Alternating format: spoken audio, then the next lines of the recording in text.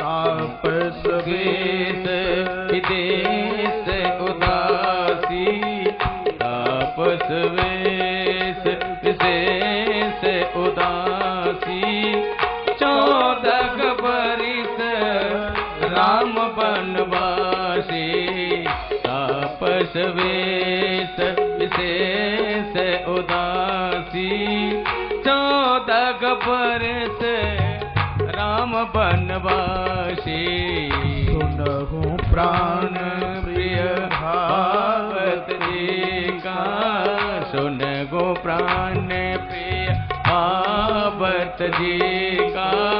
देहु एक वर भरत गिटेका।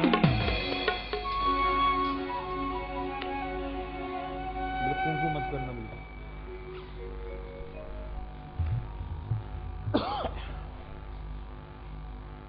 माता कैकेयी ने दूसरे वरदान में मांगा तापस वेश विशेष उदासी। तापसी वेश धारण करके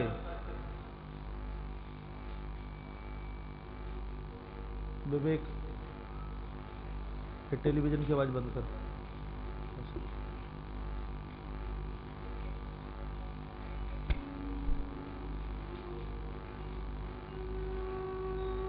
राम तापसी वेश धारण करके वन के लिए प्रस्थान करे 14 वर्ष के लिए।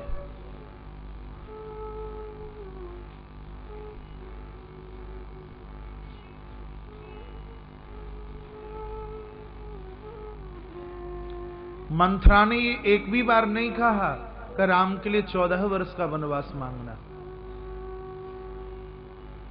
माता कैकेयी राम के लिए 14 वर्ष का वनवास मांगती है तो मुझे ऐसा लगता है कि कैकेयी ने कोई अन्याय नहीं किया। यदि राम के साथ माता कैकेयी अन्याय करती होती तो वनवास 14 वर्ष का नहीं, वो जिंदगी भर का वनवास मांग लेती। कैकेयी माता का शायद सिद्धांत है, हे राम, ये वासना 14 स्थान पर रहती है। 5 ज्ञानेंद्रिय, 5 कर्मेंद्रिय, 10 11वां मन, बुद्धि, चित्त और अहंकार।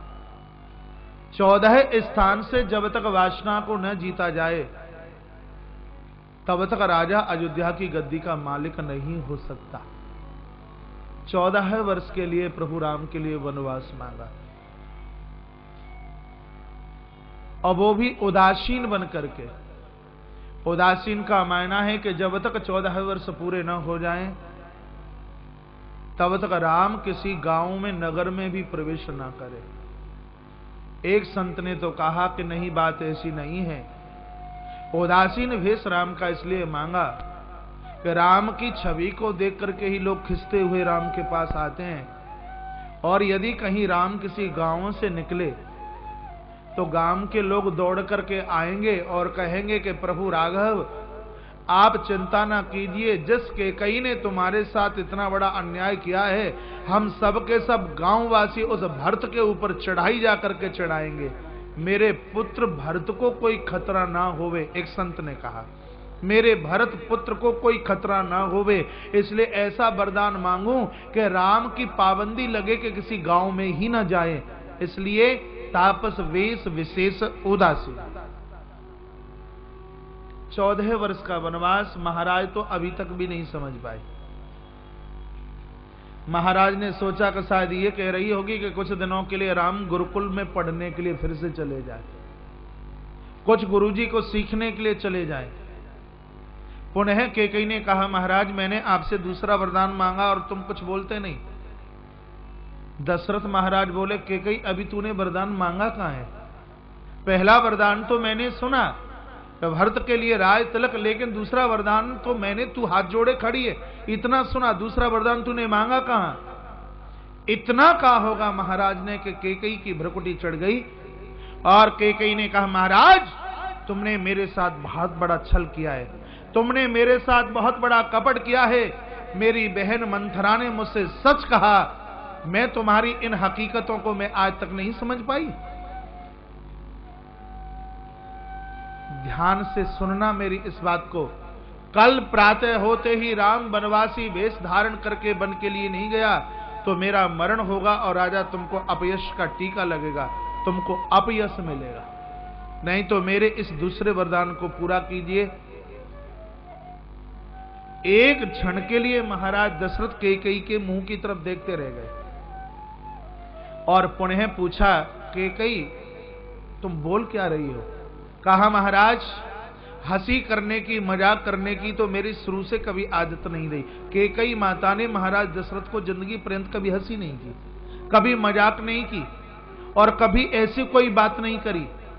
पुनः कहा कि मेरा ये दिया मांगा हुआ वरदान है कि प्रातः होते ही राघव बनवासी वेश धारण करता हुआ 14 वर्ष के लिए वनवास की यात्रा करे, मेरे इस वरदान को पूरा कीजिए। तब महाराज ने कहा कि कैकेयी देख, यहां मेरे और तेरे अलावा और कोई तीसरा नहीं है और ये समय इस समय हंसी और मजाक करने का नहीं है। मुझे भरत को बुलाने के लिए किसी को भेजना है, समय कम है और काम ज्यादा है। पहले तू अपने दूसरे वरदान के लिए बोल, दूसरा वरदान तेरा क्या है?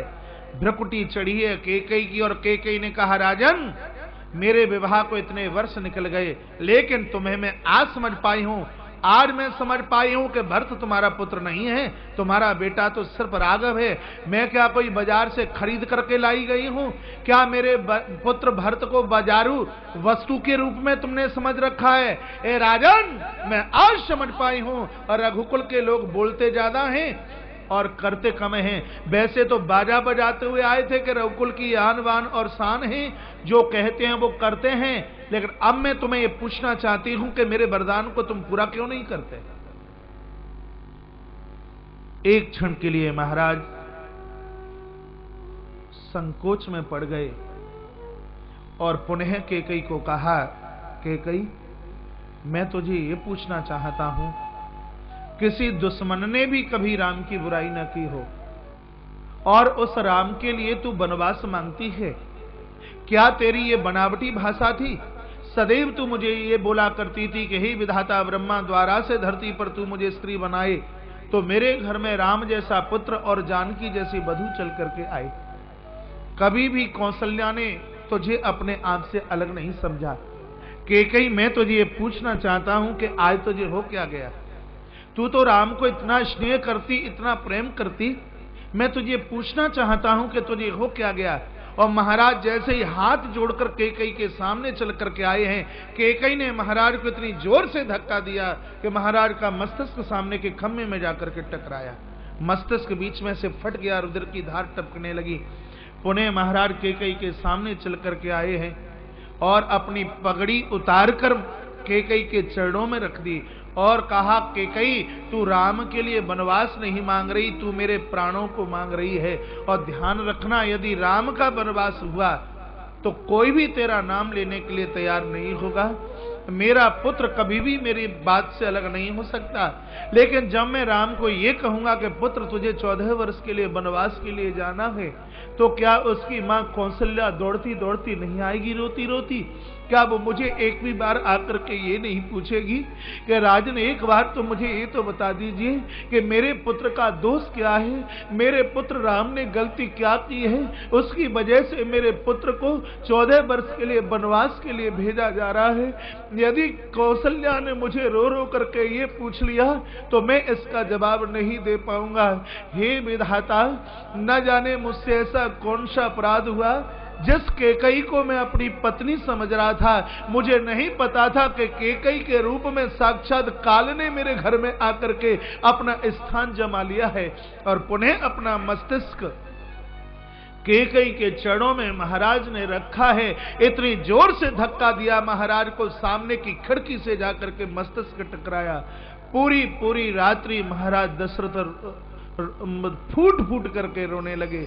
एक बार पुनः कैकई के पास में चल करके आए और कहा, कैकई आज अयोध्या की लाज, आज अयोध्या के प्राण तेरी झोली में है। मैंने आज तक तुझसे कभी कुछ नहीं मांगा, आज मेरी झोली में तू मांगे भीख दे दे। मेरे पुत्र राम को घर से बाहर मत कर। यदि राम ने मुझे पूछ लिया कि पिताजी मेरा दोष क्या है, तो मैं पुत्र को क्या जवाब दूंगा। कैकई के मस्तिष्क में एक भी बात आकर के बैठी नहीं, और बस यही उसने बात कही है, होत प्रात मुन भेषधर जोन राम बन जाओ, मोर मरण रावर अजस नप समुझिए मन माहे। मैं भी अपने वंश की सौगंध खा करके कहती हूं महाराज। पूरी रात्रि भर महाराज फूट फूट करके रोने लगे और रो करके कहा, कैकई यदि राम का वनवास हुआ निश्चित रूप से मेरी मृत्यु होगी और तेरी मांग का सिंदूर उड़ेगा, तो दीवालों पर हाथ पटकेगी, चूड़ियां तेरी टूटेंगी और तू बोलेगी कि कोई मेरे सुहाग को ला करके दे दो। किसी को तू कहेगी कि कोई मेरे पुत्र राम को ला करके दे। पत्थर जैसी हृदय वाली कैकई, इतने पर भी इसका हृदय नहीं पसीजा। महाराज पूरी रात्रि चीखते रहे। प्रातः हुआ, भगवान सूर्य सामने निकल करके आए। बंदी लोग देहली पर खड़े हैं, बोलते हैं अन्नदाता की जय हो, अन्नदाता की जय हो। हमारा राजा प्रातः भोरे में जागने वाला, लेकिन आज सूर्य इतने सामने से निकल करके आ गए हैं और महाराज का दरवाजा अभी तक खुला नहीं। बात क्या है? कुछ लोग दौड़ते दौड़ते श्री सुमंत जी महाराज के पास पहुंचे। श्री सुमंत जी को बुलाकर लेके आए हैं। श्री सुमंत जी आए, दरवाजा खटखटाया। मंथरा ने आकर के दरवाजा खोला। सुमंत जी ने अंदर प्रवेश किया। मंथरा को देखा, एकाएक अचंभित हो गए और पूछा, मंथरा महाराज कहाँ हैं? मंथरा ने कहा कि राजा रानी को लड़ते लड़ते पूरी रात निकल गई। सामने कोप भवन में झगड़ा चला है और कारण क्या बना ये मुझे नहीं पता, आप कोप भवन जाकर के देख लीजिए। ये मंथरा है। रानी को कोप भवन भेज दिया, महाराज को कोप भवन भेज दिया, श्री सुमंत जी को कोप भवन भेज दिया। अभी परमात्मा आएंगे, उनको भी कोप भवन भेज देगी। मंथरा जैसे लोगों का साथ मत करना, कभी भी जिंदगी उजड़ जाएगी, जीवन समाप्त हो जाएगा। कोप भवन की बात सुनकर श्री सुमंत जी महाराज आश्चर्य में पड़ गए। धीमे धीमे पांव रखते हुए कक्ष में अंदर प्रवेश किया। महाराज अचेतन हुए धरती पर पड़े हैं। कैकई आसन लगा के बैठी है। श्री सुमंत जी ने प्रणाम किया। अयोध्या की महारानी को दास सुमंत प्रणाम करता है। तत्पश्चात महाराज की तरफ देखा, आंखों में आंसुओं के पनारे चल रहे थे। श्री सुमंत जी ने महाराज दशरथ के चरणों में वंदन किया, प्रणाम किया। कहा, महाराज आपका सेवक सुमंत आपके चरणों में प्रणाम करता है। जो ही सुमंत की आवाज श्री दशरथ ने सुनी है, इतनी खुशी हुई जैसे मई और जून की तड़फती हुई गर्मी में, कीचड़ में तड़फती हुई किसी मीन के ऊपर, मछली के ऊपर वर्षा हो गई हो। कंधे पर हाथ रखा सुमंत के पे और रो रो करके अवधेश दशरथ ने कहा, हे सुमंत, मैं तो अभी तक यही समझता था इस दुनिया में मुझ जैसा बड़भागी और कोई दूसरा नहीं है, लेकिन मुझे तो आज पता लगा है सुमंत, इस जगत में मुझ जैसा अभागा और कोई दूसरा नहीं है। सुमंत, अयोध्या का भाग्य फूट गया। सुमंत, कैसे भी मेरे अवध को बचा लो। सुमंत, कैसे भी मेरे अवध को बचा लो। सुमंत, मेरा राम राम राम कह करके पुनः धरती पर गिर पड़े और एक ही बात कही है कि जो दिन मुझे आज देखने को मिल रहा है, सुमंत परमात्मा के चरणों में अर्जी लगा दे, ये दिन मेरे किसी दुश्मन को भी देखने के लिए न मिले। अचेतन होकर के महाराज धरती पर पड़े हैं। कैकेयी की तरफ देखा। श्री सुमंत जी ने पूछा, महारानी महाराज को क्या हो गया, क्या बात है? कैकेयी कहती है, बात तो छोटी सी है, इन्होंने सोच ज्यादा लिया है। कल रात्रि को आए कच्छ में, राम के युवराज पद की बात कह रहे थे और इतने में एकाएक मुंह से राम राम राम राम राम राम शब्द निकला और राम राम बोलते बोलते अचेतन होकर के धरती पर गिर पड़े।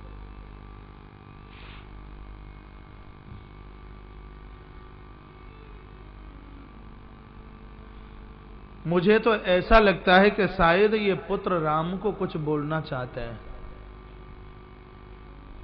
इसलिए श्री सुमंत जी आप पुत्र राम को बुला करके ले आइए। शायद अपने मन की बात ये राम को ही कहना चाहते हो। श्री सुमंत जी उन्हीं पांवों लौटते हुए बाहर आए हैं। लोग दरवाजे पर खड़े हुए थे, सबने हाथ जोड़ करके पूछा, काका सुमंत बताओ क्या हुआ, महाराज अभी तक बाहर क्यों ना आए? सुमंत के मुंह से एक ही बात निकली है, अयोध्या के लोगों, अयोध्या का भाग्य फूट गया। जो राजा प्रजा को पुत्र जैसा रूप न देता हुआ घर के मुंह के दलदल में फंस जाए, उस राज्य का चौपट होना है, यहां गोस्वामी जी ने कहा।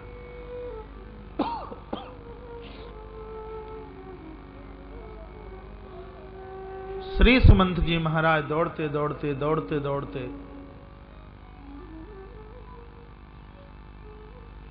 सीधे प्रभु राम के कच्छ की तरफ चले। माता जानकी कच्छ से बाहर निकलती आई रही थी, इतने में सुमंत जी का पहुंचना हुआ। जानकी ने श्री सुमंत जी के चरणों में वंदन प्रणाम किया और कहा, काका हम तो आपकी देहली पर आपको प्रणाम करने के लिए आ ही रहे थे, आपने क्यों कष्ट किया, आप कैसे पधारे?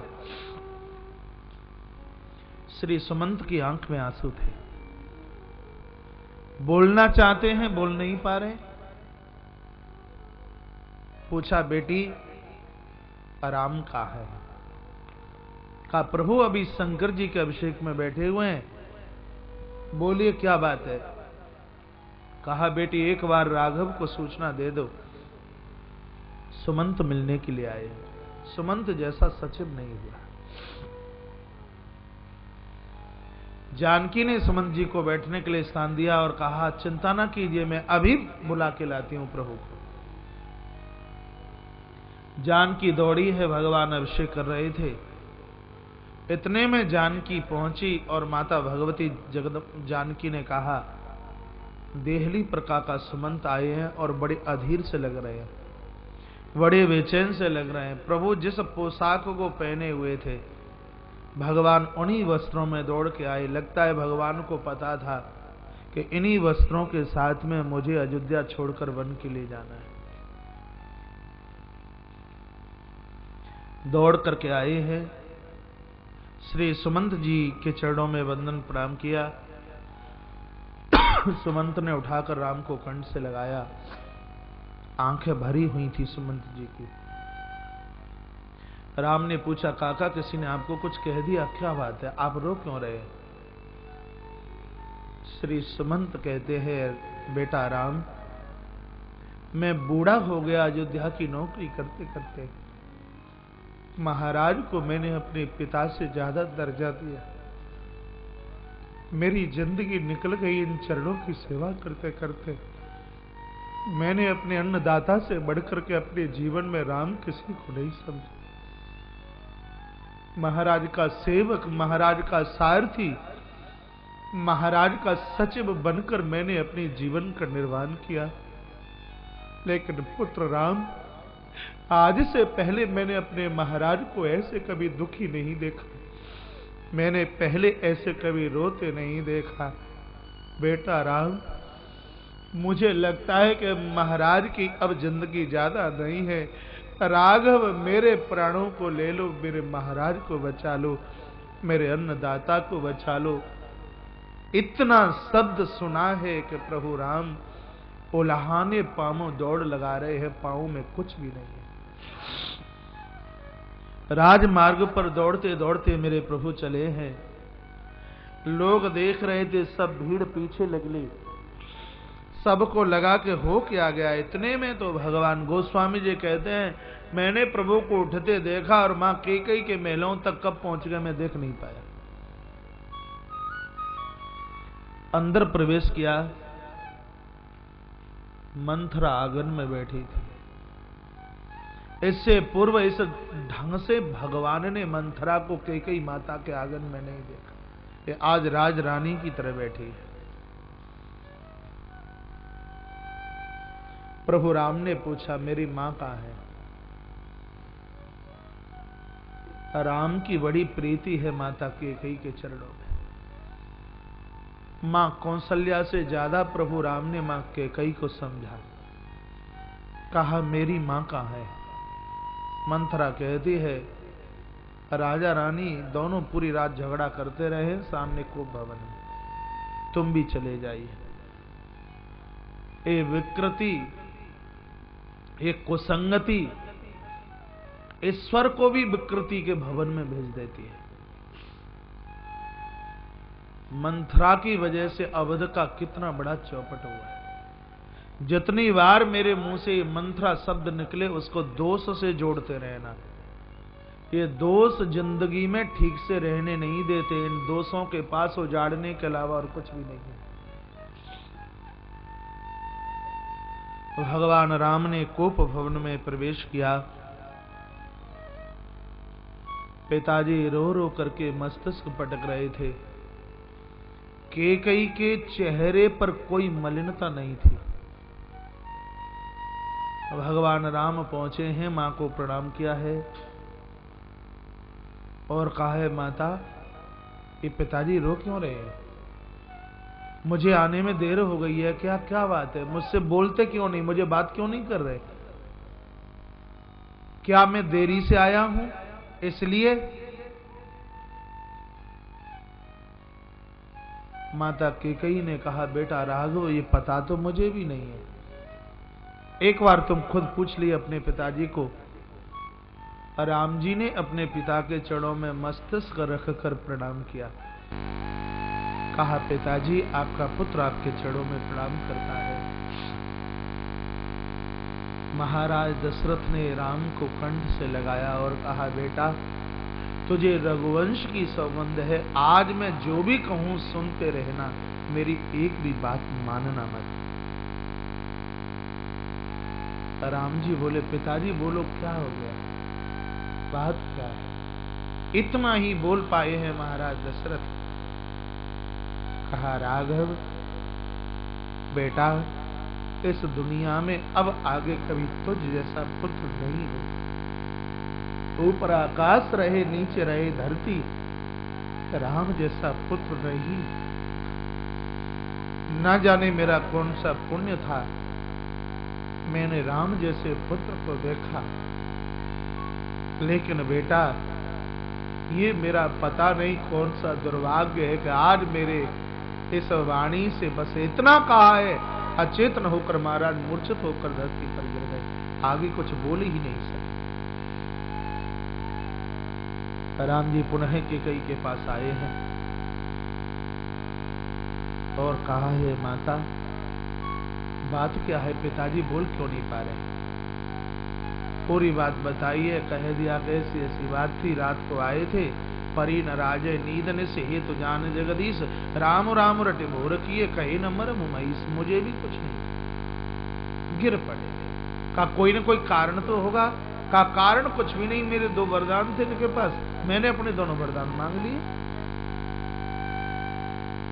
राम बोले, माता रघुवंशी की आन बान और शान है, वो प्राण छोड़ देगा लेकिन अपनी बात से नहीं मुकरेगा।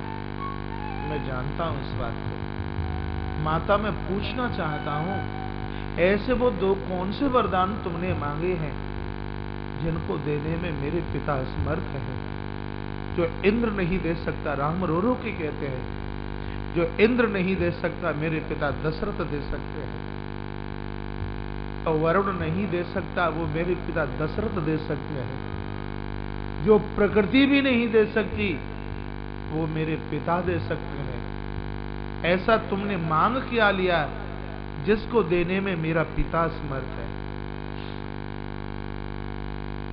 दो वरदान कैकेयी बताती है। सुत ही राज, पहले वरदान की चर्चा की है, कहा बेटा कभी देवासुर संग्राम में तुम्हारे पिता ने मुझे दो वरदान देने के लिए कहा, तो उस समय मैंने कह दिया कि मुझे जरूरत नहीं है, अपने पास संभाल करके रखिए। अब यहां थोड़ा सा ये सुन लीजिए, देवासुर संग्राम में महाराज दशरथ ने उस समय कैकेयी को दो वरदान देने के लिए कहा। जब रथ की धुरी का कीला निकल गया, कैकेयी ने एक उंगली उसमें अपनी डाली है और दूसरे हाथ से तलवार चलाती रही और युद्ध में महाराज दशरथ को विजय मिल गई। महाराज दशरथ ने कहा कैकेयी आज तूने एक वीरांगनी क्षत्रियाणी का काम किया, मैं प्रसन्न हूं, वरदान मांगिए। क्या वो वरदान तुम्हें चाहिए? एक नहीं, मैं दो वरदान दूंगा तुम्हें। तो कैकेयी कहती है कि आज तो मुझे जरूरत नहीं है। उस समय कैकेयी ने मना कर दिया, तो फिर क्यों मांग लिया? इसलिए कैकेयी कर्म की प्रतीक है। कैकेयी क्या है? कैकेयी कर्म है, और कर्म दो प्रकार के होते हैं। एक कर्म होता है निष्काम और एक कर्म होता है सकाम। सकाम कर्म वो है जहां मांगा जाता है, और निष्काम कर्म वो है जहां मांगने की स्थिति ही समाप्त हो जाती है। इसमें समझने के लायक बात यह है, हर व्यक्ति निष्काम कर्म करना चाहता है, लेकिन जब लोभ सामने आकर के बैठ जाए तो निष्काम कर्म भी अपने आप में सकाम बन जाता है। वहां मांगने की भावना पैदा हो जाती है। मंथरा क्या है? मंथरा लोभ है। पहले महाराज ने कहा कि वरदान मांगिए, कैकेयी ने कहा नहीं चाहिए। क्यों? क्योंकि लोभ की प्रतीक मंथरा उस स्थान पर नहीं थी, और फिर मांग लिया। क्यों? क्योंकि कैकेयी लोभ के सामने खड़ी है। तो इसका मतलब यह है कि जिन कर्मों के बीच में लोभ होता है तब व्यक्ति भिखारी की तरह जीता है, और जब जिंदगी में से लोभ समाप्त हो जाता है तब व्यक्ति उदार भावना के साथ जीता है।